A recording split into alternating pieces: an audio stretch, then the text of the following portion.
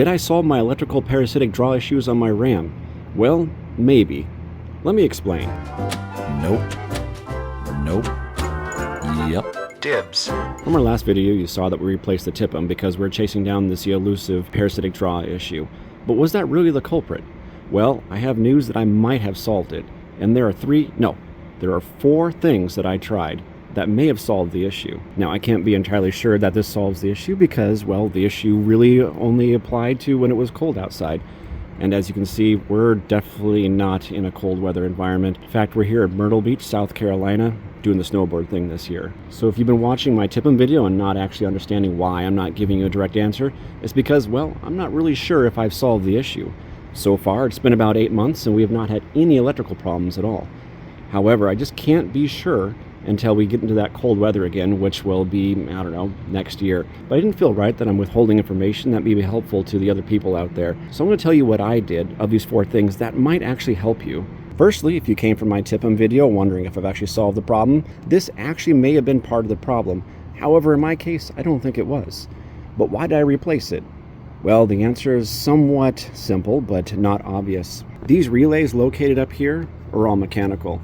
If they fail, you can just pull them up, replace them, put a new one in, and you're done. But there is one relay you can't see, and that is for the fuel pump.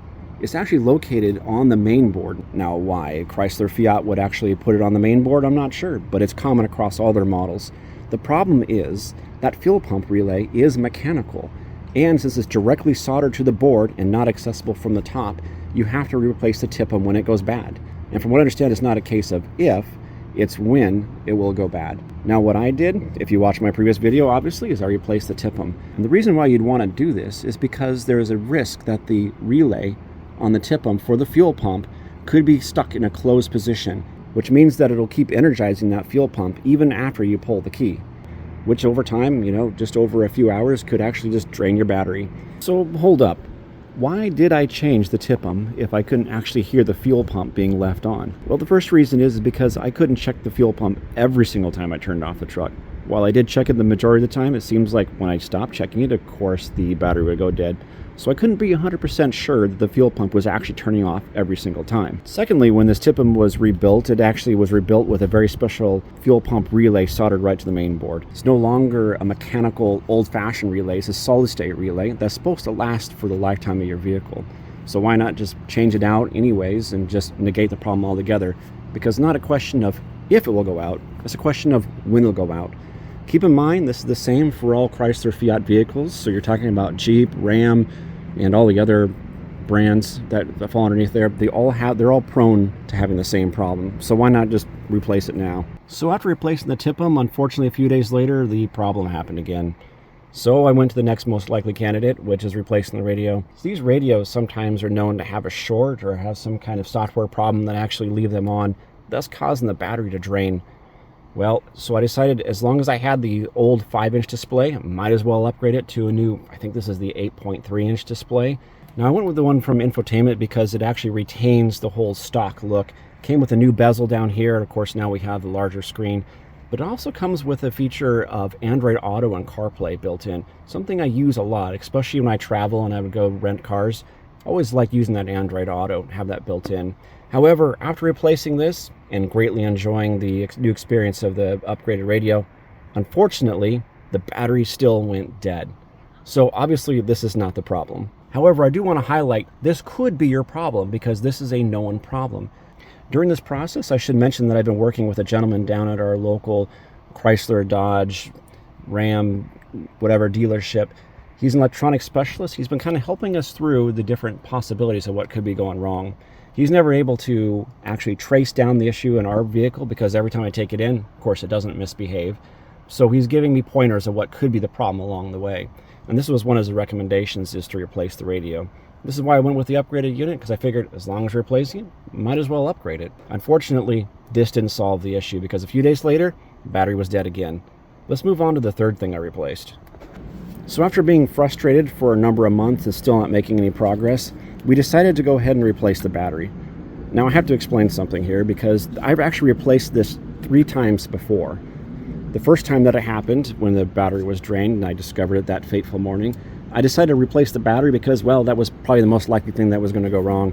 I mean, this thing was obviously the original battery that came with it. It was a few years old and been exposed to the cold Montana and Canada winters because that's where this truck came from. It was lived its first part of its life in Canada as a rental vehicle. So when I went and replaced the battery, I went over to AutoZone, got one of their good batteries down there. I can't remember which line. I think it was the gold line. Replaced that. Thought the problem was solved. Truck ran fine. Then a few days later, it went dead again. Well, the truck is dead again. So charged up the battery, let it run for a few more days. Unfortunately, the battery went dead again. Well, the truck is dead again. So I took the battery out.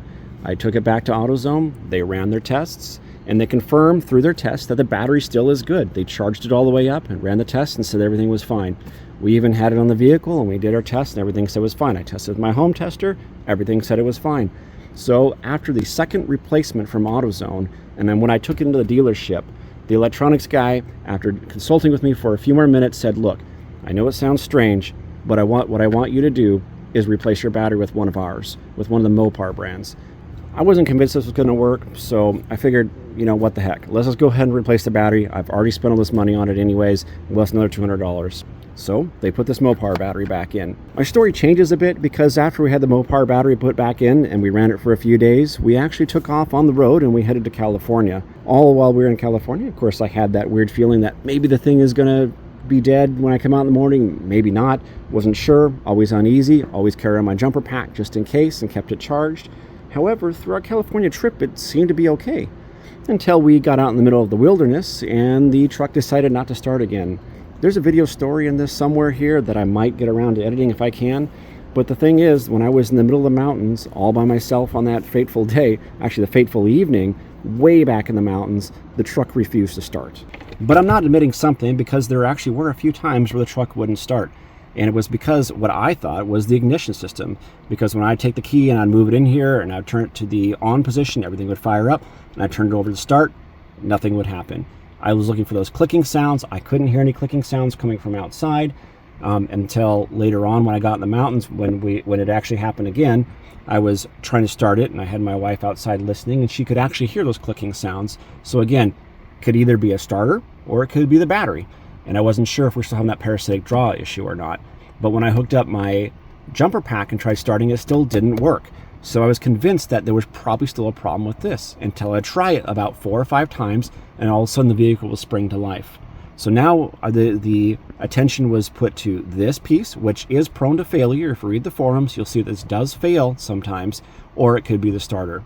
So the next day after our outing, we went to the car wash to clean this thing up. After we were done spraying it off, went in to start it, wouldn't start again. So I popped the hood, stuck my head in here, and had my wife try to start it. And surprisingly, it actually did start. But when it started, I saw an orange glow coming from underneath the engine here. If you looked way down inside there, you could see something was not quite right.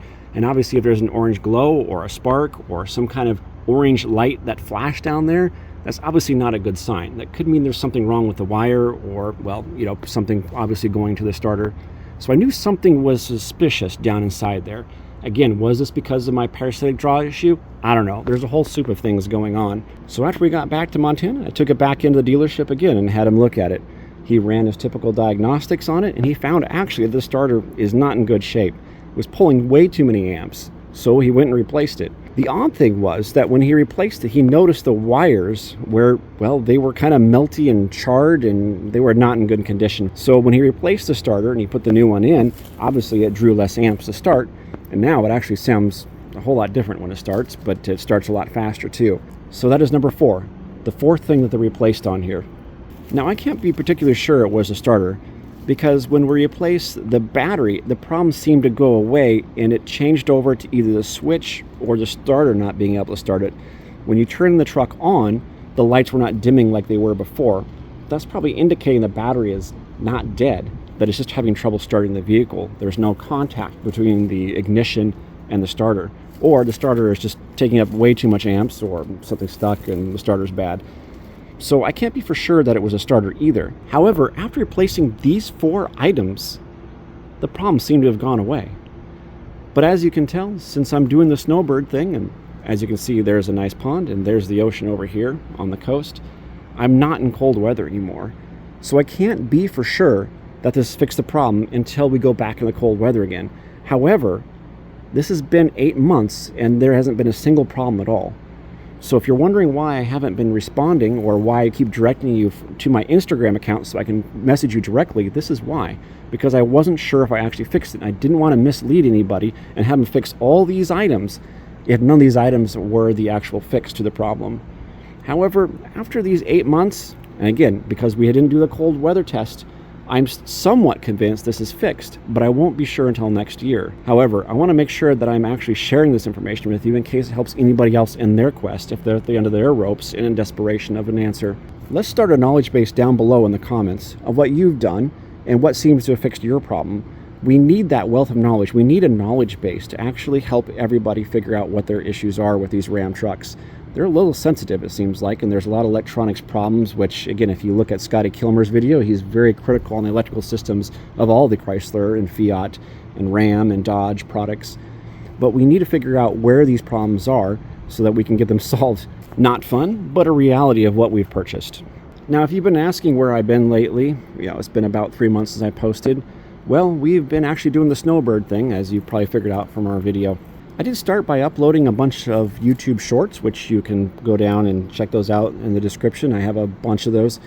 However, between the shorts and between all the other videos that I have posted over the years, they're just not getting the same hits that they used to. Unfortunately, since this channel really was not targeting a single subject, we started with exploration videos, we went on to reviews, we went on to upgrading your mower, and then we went on to projects, and went from here to there. And somewhere along the way, the YouTube algorithm got confused. It didn't know who we were anymore, didn't know what to focus on, so all the traffic that I used to have seemed to drop off dramatically. Now, whenever I post a video, it doesn't really know what audience to show it to.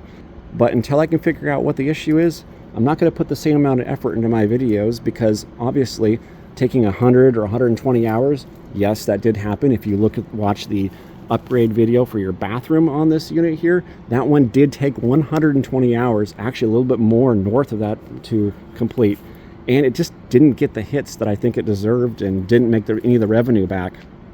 Unfortunately, my equipment fails. You need to cycle that out. There's expenses for running a channel between the equipment and the licensing and such, and it just is not making what it used to, so I just can't spend that amount of time editing the videos. This one will have a little bit of editing in it, not much.